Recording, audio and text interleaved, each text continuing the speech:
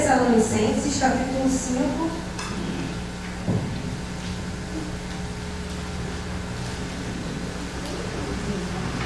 Nós leremos do 16 ao 24. Agradecer a Deus por estar aqui nessa manhã, agradecer ao pastor Givan também por essa oportunidade, sempre acreditando, sempre confiando, sempre incentivando. Então, amém? Amém. Oremos. Senhor Deus, Pai querido, nós te agradecemos, ó Deus, porque estamos aqui nessa manhã.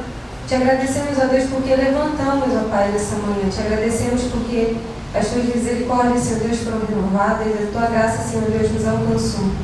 Muito obrigada, Pai, pelos seus feitos, pelo teu cuidado, pela tua presença em nossa vida, Pai. Que o Senhor possa falar conosco nessa manhã e que essa palavra, Senhor Deus, não volte vazia, ó Pai. Que possamos, ó Deus, aprender cada vez mais contigo, Senhor Deus. E que seja apenas, Senhor Deus, um canal, Senhor Deus, que possa estar falando da tua palavra e somente da tua palavra, Pai. Te faço essa oração e te agradeço em nome de Jesus. Amém. Amém. 1 Tessalonicenses, capítulo 5, versículos do 16 ao 24, diz assim: Alegrai-vos sempre, orai sem cessar. Sede gratos por todas as coisas, pois essa é a vontade de Deus em Cristo Jesus para convosco. Não apagueis o espírito, não desprezeis as profecias, mas examinando tudo, conservai o que é bom, evitai tudo o que é mal. E o próprio Deus de paz vos santifique completamente, e vosso espírito, a alma e o corpo sejam mantidos plenamente irrepreensíveis para a vinda do nosso Senhor Jesus Cristo. Quem vos chamou é fiel, e ele também o fará. Quando Paulo chegou a Tessalônica, isso a gente vai encontrar lá em Atos capítulo 17, ele foi na sinagoga dos judeus, como era de costume, ele começou ali a ensinar o evangelho para os judeus que estavam ali. E alguns deles foram convertidos e se uniram a Paulo e a Silas, e também um grande número de gregos que temiam a Deus e muitas mulheres da posição. E ainda no capítulo 17 do livro de Atos, a gente vê que alguns judeus ficaram com inveja e se reuniram com os muitos ocupados lá daquela época e tumultuaram a cidade porque não gostavam dessa situação. Então eles invadiram a casa onde Paulo estava hospedado e porque queria entregar ao povo. Só que aí eles não encontraram Paulo lá. Então, para vocês terem noção de como era a perseguição, eles não encontraram Paulo naquela casa, mas então eles prenderam o homem que acolheu Paulo. Só que ele pagou a fiança e acabou sendo solto. Depois disso, Paulo e Silas foram para Bereia, então eles começaram também a pregar o evangelho lá. Só que lá, os bereanos, eles tinham uma mente muito mais aberta, porque eles demonstraram muito mais interesse na palavra de Deus, porque eles examinavam a palavra e viam se tudo batia de acordo com o que estava sendo pregado. Agora eu faço uma observação aqui que o nome do nosso grupo no curso de teologia se chama Os Bereanos, tá? Respeita. Mas é porque os bereanos naquela época, eles examinavam as escrituras e para saber se batia certinho com o que estava dizendo. E graças a Deus a gente tem esse nome, né? Porque a gente faz justo com esse nome. Ou o povo chato, a gente é chato. Mesmo com isso, a gente realmente pensa se está escrito aquilo mesmo, se aquilo é coisa da cabeça da pessoa, enfim, a gente faz jus a esse nome. Mas enfim, os judeus, né, de Tessalônica foram para Bereia com o mesmo intuito de tentar pegar Paulo para poder prender, mas não aconteceu, não tiveram sucesso. E aí levaram Paulo para Atena. Depois Silas e Timóteo encontraram com Paulo. Paulo mandou Timóteo para Tessalônica de novo, para poder cuidar daquele povo que ele tinha deixado lá. E aí Paulo escreveu essa carta porque de uma certa forma estava preocupado com o rebanho que ele tinha deixado lá. Então ele queria consolar, queria encorajar, demonstrar alegria para os que estavam ali. E ele fala que tudo bem passar pelos que eles passaram por essa perseguição, porque eles estavam ali pregando o evangelho, e era uma alegria para eles fazerem isso. Então ele explica por que ele mandou Timóteo para aquele lugar, para poder cuidar daquele rebanho, para poder fortalecer, para poder dar ânimo, porque ele não queria que ninguém fraquejasse por causa das tribulações que aquele povo podia passar. Então ele continuou exortando, falou também da vinda de Cristo, principalmente, né? E diante dessas recomendações que ele faz, uma das últimas é o que a gente acabou de ler aqui, que é o que a gente vai falar nessa manhã, que é sobre os fundamentos da vida cristã, que apesar das palavras nesses versículos serem bastante curtos, são versículos curtos, é como se fosse o roteiro para uma vida cristã bem-sucedida, para uma vida espiritual sadia, que é o tema dessa mensagem, como ter uma vida espiritual sadia. E no versículo 16, ele diz assim: alegrai-vos sempre. Mas como que eu vou me alegrar sempre na situação que a gente vive hoje, por exemplo? Como que eu vou me alegrar se eu ligo a televisão e eu vejo que uma mãe ajudou o padrasto a matar o filho? Como que eu vou me alegrar sabendo que um cara chega numa escola e mata um monte de criança? Como que eu vou me alegrar sabendo que existe uma pandemia mundial que já matou mais de 400 mil só aqui no Brasil? Como que eu vou me alegrar sabendo que existem assaltos, pessoas morrem por nada, pessoas morrem por qualquer coisa, pessoas morrem por reclamar do som alto? Como é que eu vou me alegrar sabendo das dificuldades que a gente encontra por aí? Como que eu vou me alegrar sabendo da dificuldade de ter um emprego, por exemplo, da dificuldade que as pessoas estão passando até mesmo dentro de casa? Não tem como eu me alegrar com isso. E a gente, infelizmente, a gente acha que a gente vai acordar igual num comercial de perfume, sabe? Comercial de perfume, tudo dá certo. A pessoa passa o perfume e pronto, tá tudo dando certo, tá todo mundo feliz, todo mundo alegre. E a gente acha que a gente vai acordar desse jeito.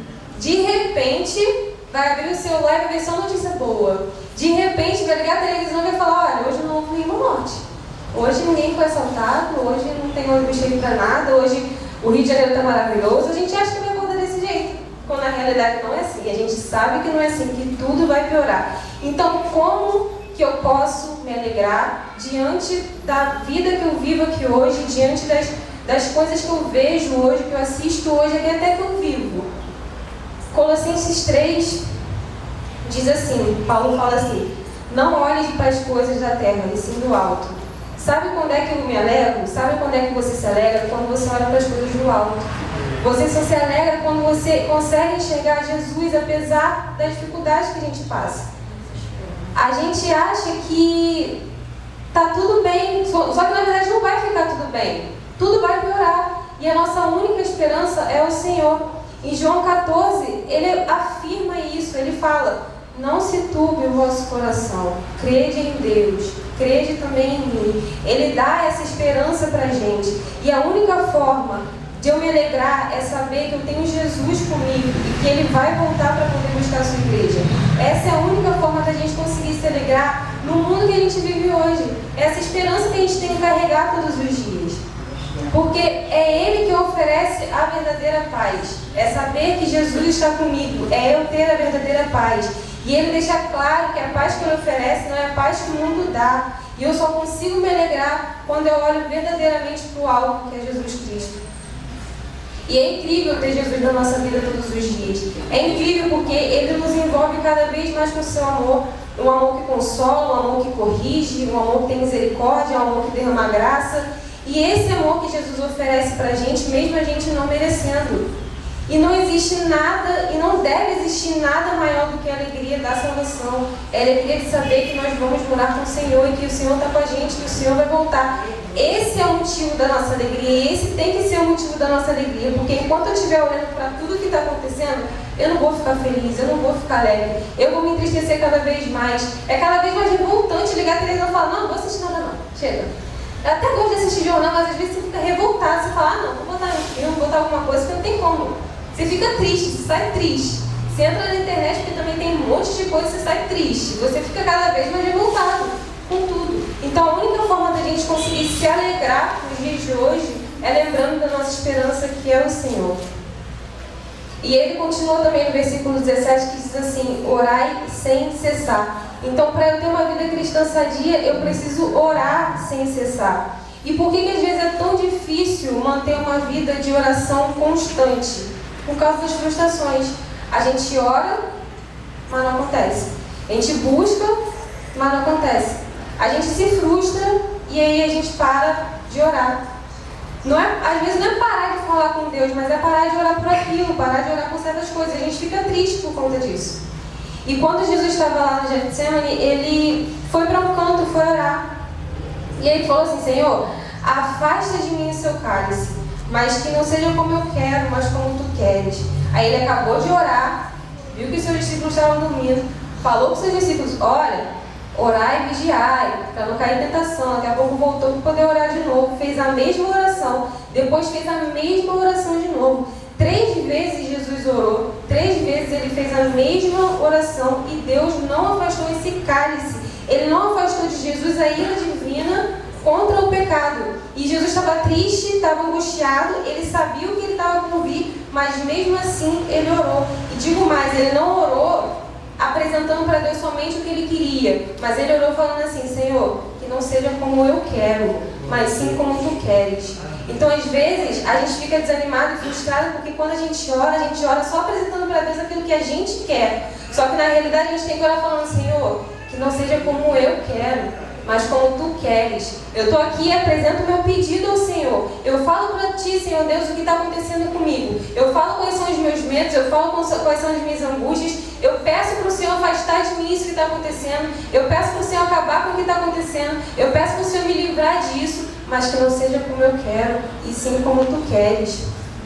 E Deus, Ele permite certas coisas acontecerem em nossa vida porque também Ele quer ensinar para a gente. E é importante a gente saber disso, porque a gente acha que vida cristã tem 1000 flores, que está tudo bem, que a gente pode sair saltitando por aí, porque está tudo bem, que Jesus está com a gente, que nada de ruim vai acontecer. Mas vai acontecer, só que a diferença é que Ele está com a gente.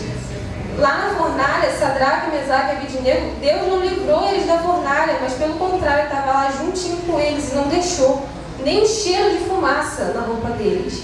Isso mostra pra gente que às vezes Deus não vai livrar a gente do problema, da situação, vai sim fazer com que a gente passe, mas vai estar lá com a gente juntinho do nosso lado, nos consolando, nos ajudando, nos dando força, nos dando a garantia da vitória, não às vezes aqui, mas com Ele. E isso tudo é uma lição pra gente, porque a gente não tem que orar somente quando já deu tudo errado ou quando está dando tudo errado. A oração também é uma precaução. A oração também serve para que a gente se renda aos pés do Senhor e fale assim: Senhor, isso aqui eu estou apresentando para o Senhor, mas que não seja como eu quero, como tu queres. E eu entender a partir daquele momento que eu oro, que vai ser como o Senhor quer. E o meu coração vai estar em paz porque eu estou sabendo que aquilo que eu estou passando é porque Deus quer que eu passe. Aquela aflição que eu estou passando é porque Deus quer que eu passe. Aí vale a pergunta: por que Deus quer que eu passe por isso? Deus quer que você passe por isso para você desanimar, para você sair chorando, para você se entristecer, para você cair, para você se afastar? Não. Deus permite com que você passe isso para que você se fortaleça na presença dEle. Paulo também orou 3 vezes quando ele estava lá sofrendo com espinho na carne. Aí Deus fala: a minha graça te basta, porque o meu poder se aperfeiçoa na sua fraqueza. Entende como Deus não livrou, mas Ele ofereceu graça, ofereceu misericórdia, ofereceu consolo? Então não para de orar. Não para de orar. Não sou eu que estou dizendo para você, é a própria palavra que está dizendo: orai sem cessar. Não para de orar, porque mesmo que Deus não te livre, Ele vai derramar graça sobre a sua vida para você superar isso. Então não para de orar.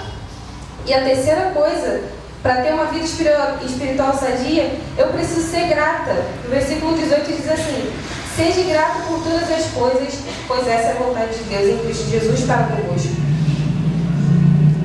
Ele afirma que a vontade de Deus em Cristo é que sejamos gratos. E sabe o que é uma pessoa ingrata? Para quem não sabe, uma pessoa ingrata é aquela que age como se você nunca tivesse feito nada por ela, mesmo que você já tenha feito muito por ela. Não sei se você já sofreu com isso, não sei se você já sofreu com alguém ingrato com você, mas ingrato é aquela pessoa que te pede, você vai lá, ajuda, e quando vai te pedir de novo que você não faz, ou não quer fazer, ou não pode fazer, aquela pessoa age como se você nunca tivesse feito isso. E às vezes a gente é assim com Deus. A gente ora para Deus, Deus vai lá, abençoa a gente de várias formas, de vários jeitos, de várias maneiras, só que a gente é ingrato. E aí quando Ele se nega a fazer aquilo que a gente quer, ou quando Ele começa a fazer a vontade dEle, que às vezes não bate com a nossa, a gente é ingrato. E a gente começa a agir como se Ele nunca tivesse feito. A gente começa a agir como se Ele nunca tivesse nos abençoado, como se Ele nunca tivesse cuidado da gente, como se Ele nunca tivesse nos salvado, protegido a gente, cuidado de nós todos os dias. Entende? Até alguém que fala que a gente precisa contar as bênçãos que a gente tem para poder lembrar, porque às vezes a gente esquece. A gente esquece do que Deus fez pra gente. E aí a gente fica revoltado, aí Deus não abençoa, a gente vai, não quero fazer mais nada também, quero sair da igreja, porque eu estou fazendo, estou me esforçando, estou agindo, estou orando, estou fazendo isso, Deus está fazendo. Comece a olhar de uma outra forma para as coisas acontecendo na sua vida. Mas eu não estou com emprego, tá? Mas nada falta para você, porque Deus está te dando o alimento necessário, Deus está te dando aquilo que é necessário para você. Então a gente tem que aprender a ser grato, porque ingratidão é ir contra a vontade de Deus. E se eu estou indo contra a vontade de Deus, eu estou pecando. Logo, a ingratidão é um pecado. E às vezes é uma coisa que a gente também não percebe quando a gente está sendo ingrato. A gente reclama demais, que é o que eu vou falar também, que reclama e a gente nem percebe que está reclamando. E reclamar não é só você dizer o que está acontecendo de errado no seu trabalho, na sua família, não é só você começar a dizer os problemas. Mas reclamar é você agir como se aquilo fosse ruim demais pra gente, ou como se nós fôssemos bons demais para aquilo, e aí começa a ficar revoltado demais, e aí a gente ora, presta atenção, a gente ora para Deus abençoar a gente, Deus vai lá, abençoa, e a gente pega essa bênção, começa a vivenciar essa bênção e daqui a pouco começa a reclamar daquilo. Por exemplo, um trabalho. A gente ora para que Deus abençoe a gente, para que Deus abra a porta pra gente, Deus vai lá, abre a porta, abençoa a gente com o emprego, daqui a pouco começa. Não, porque lá na empresa é muito difícil. Aquelas pessoas são muito difíceis. E aí a gente começa a agir como se fôssemos bons demais para aquilo. Como se fôssemos bons demais para a bênção que o Senhor derramou sobre a nossa vida. Então isso é uma coisa muito séria que a gente tem que prestar atenção, que a gente faz constantemente e a gente não percebe. Então a partir de agora, comece a perceber se você está apenas reclamando, não, se você está apenas dizendo para as pessoas o que está acontecendo, conversando com as pessoas, desabafando, se você está reclamando. Porque cuidado, porque da mesma forma que Deus te dá, Deus também pode te tirar. Aí, depois chora, fala, ai Senhor, oh meu Deus, por que isso aconteceu comigo? Reclama, fica agindo como se não merecesse, Deus vai lá e fala, tá bom, vem. Então aprenda a ser grato de verdade, aprenda a agradecer a Deus apesar de todas as coisas. Aprenda a agradecer a Deus por todas as coisas, porque motivo para reclamar a gente tem e surge muito fácil. Motivo para reclamar tem e surge muito fácil. Mas ore para Deus para que você consiga olhar para as coisas com outro ângulo. Às vezes a gente pede para Deus dar mais tempo para a nossa família. Aí, sei lá, vem uma quarentena, a gente tem que ficar mais tempo dedicado. Depois a gente fica, pelo amor de Deus, quer sair de casa de qualquer jeito, que a gente não aguenta mais. Porque é assim, a gente pede para Deus, Senhor, abençoa a nossa casa, abençoa a nossa família, eu quero mais tempo com os meus filhos. E não aguenta nem 10 minutos junto. E aí fica desesperado. Por quê? Porque a gente não sabe olhar para todas as coisas de uma forma que tem que ser olhada, que é saber que, poxa, a minha família tem vários problemas, mas pelo menos eu tenho uma família, pelo menos eu tenho um apoio, pelo menos eu tenho alguém para ir, um ombro para chorar, entende? Poxa, meu emprego tem várias dificuldades, mas pelo menos eu tenho um emprego. No mundo que a gente vive, nas dificuldades que a gente está vivendo, essa crise econômica, nem todo mundo tem isso. E a gente tem, então honre com isso, porque o Senhor abençoou você. Entende? Então aprenda a ser grato de verdade pelas coisas que Deus tem colocado na sua vida. Para de ficar reclamando por aí, agindo como se fosse bom demais para aquilo, porque se não for o seu lugar, Deus vai te mandar para outro lugar. Se não for o lugar onde você tem que estar, Deus vai te abençoar com outro lugar. Se o salário for pouco, Deus vai te abençoar com maior. Mas confie sempre no Senhor. E no versículo 19 diz assim: não apagueis o Espírito. Para ter uma vida espiritual sadia, eu preciso deixar o Espírito Santo em evidência. O fogo do Espírito Santo não deve ser abafado pelo pecado. Os cristãos também devem ser instruídos a não entristecer o Espírito Santo, mas ser controlados e andar por ele. Temos que ser controlados pelo Espírito Santo e não andar pela carne. Eu não posso deixar minha carne em evidência, porque se eu deixar minha carne em evidência, meus pensamentos são da carne, minhas atitudes são da carne, meu falar é da carne. E eu vou acabar vivendo pela carne e não pelo Espírito. E eu preciso que os meus frutos sejam frutos do Espírito Santo. Eu preciso que as pessoas glorifiquem a Deus através da minha vida. E eu só posso fazer isso quando o Espírito Santo de Deus tem evidência. E ele só fica em evidência na minha vida quando eu creio na sua palavra, estudo e pratico a sua palavra. Porque, caso contrário, vai ser só alguém que prega que Jesus é bom, que Jesus é maravilhoso, que vive no Espírito, porém faz tudo ao contrário. Vai ser só mais um da lista de hipócritas que a gente vê muito por aí e que Jesus também sempre foi contra. Então, viva pelo Espírito Santo de Deus. Em Efésios capítulo 4 diz assim, que não devemos entristecer o Espírito Santo. Eu preciso agradar. Então, eu preciso entender que o que tem que estar em evidência na minha vida é o Espírito Santo de Deus. Eu não posso apenas lembrar dele quando me convém, quando me é útil. Eu preciso viver pelo Espírito Santo. Eu preciso agradá-lo todos os dias. E eu agrado quando eu leio, pratico a palavra de Deus, porque ele me dá capacidade para entender e também é para praticar tudo isso. E no versículos 20 e 21 diz: não desprezei as profecias, mas examinando tudo, conservai o que é bom. Para eu ter uma vida espiritual sadia, eu preciso examinar as Escrituras.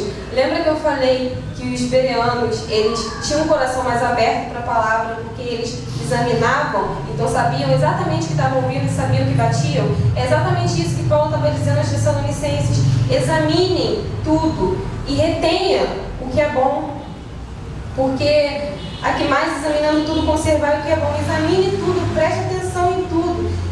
Sabe o que é isso? É ouvir e saber se de fato aquilo está de acordo com a palavra de Deus e guardar o que é bom. Para ter uma vida espiritual sadia, eu preciso examinar para saber o que eu estou ouvindo e não deixar me levar por qualquer coisa que as pessoas dizem. Eu preciso estar preparada sim. E é por isso que a gente é chato sim, pastor. Por isso que eu sou chata. Gabriel é chato, Sofia é chata também, que às vezes a gente fica só, olha assim, ó. Só faz isso. Alguém fala alguma coisa e você faz assim, ó. Para mais nada. Porque a gente tem que ser chato mesmo. Tem que saber o que a pessoa está ouvindo, tem que saber o que eu estou ouvindo. E saber examinar para saber se aquilo está de acordo com a palavra ou não. E eu preciso reter aquilo que está de acordo com a palavra. Porque a gente aprendeu, inclusive no EBD, que a palavra, que a Bíblia é a palavra de Deus, é a autoridade de Deus todinha. Então, não há nada acima da palavra dele. Eu posso ter 1000 diplomas, eu posso ter PhD, eu posso ter publicado 20 livros, eu posso ganhar dinheiro em cima desse conhecimento. Mas acima de tudo aquele conhecimento que eu posso adquirir é o Deus do conhecimento, é o dono desse conhecimento. E não há achismo, não há interpretação diferente, não há experiência, nada. A palavra de Deus, ela é suficiente e ela precisa ser suficiente na nossa vida todos os dias. Se você sente que você precisa de alguma coisa a mais, cuidado. Se você sente que você precisa de alguma coisinha além da palavra de Deus, cuidado, porque ela tem que ser suficiente para mim e para a sua vida. O que a gente tenta fazer aqui, como pregadores, o pastor, os professores, é tentar verbalizar aquilo que Deus fala com a gente através da palavra dele. E não assim, em cima de achismos, de interpretações diferentes, mas em cima da palavra dele, a partir da palavra dele. E é isso que a gente tenta fazer aqui. Então não despreze nada do que foi dito, mas retenha aquilo que é bom. Porque quando Deus fala, a gente sabe quando Deus fala. A gente sabe quando Deus toca no nosso coração. A gente sabe quando é o Espírito Santo falando com a gente. Eu até estava falando com a minha mãe, com a Rosana, que eu falei assim para a Rosana assim, quarta-feira, pastor, se eu tivesse conversado com o senhor ali, eu ia pensar que o senhor estava aqui mandando direto para mim. Porque eu falei, não é possível. Quarta-feira passada a mesma coisa, domingo à noite a mesma coisa, quarta-feira eu falei, não é possível. Se eu tivesse conversado antes, eu ia falar, não, pastor, está dando direto, não é possível. Porque assim, quando Deus fala, a gente sabe que Deus fala. Então retenha aquilo que é bom, retenha aquilo que está de acordo com a palavra de Deus.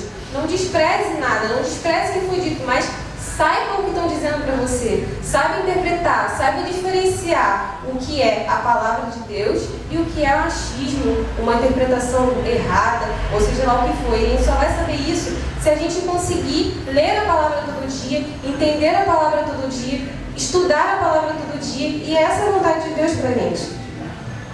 E para ter uma vida espiritual sadia, eu preciso evitar tudo que é mal, como ele diz aqui no versículo 22. Evitai tudo o que é mal. E os problemas acontecem, as tribulações aparecem, os dias difíceis vêm e a gente sabe disso. E Deus sabe disso. Mas eu vou te falar, às vezes a gente caça o o problema, a gente caça aquilo que é mal, a gente caça aquilo que faz a gente pecar, que faz a gente errar, a gente caça, a gente vai à procura, parece que a gente acorda com o negócio e fala, não, vou caçar um problema para mim hoje. É assim. Em outras versões vai dizer assim, apartai-vos do mal, sai de perto, se afasta, ou seja, para de caçar problema, para de caçar, em outras palavras, sarna para se coçar, porque às vezes a gente faz isso, a gente sabe o erro, o que faz a gente pecar, a gente sabe o que faz a gente errar, e a gente vai lá e vai caçar, não adianta.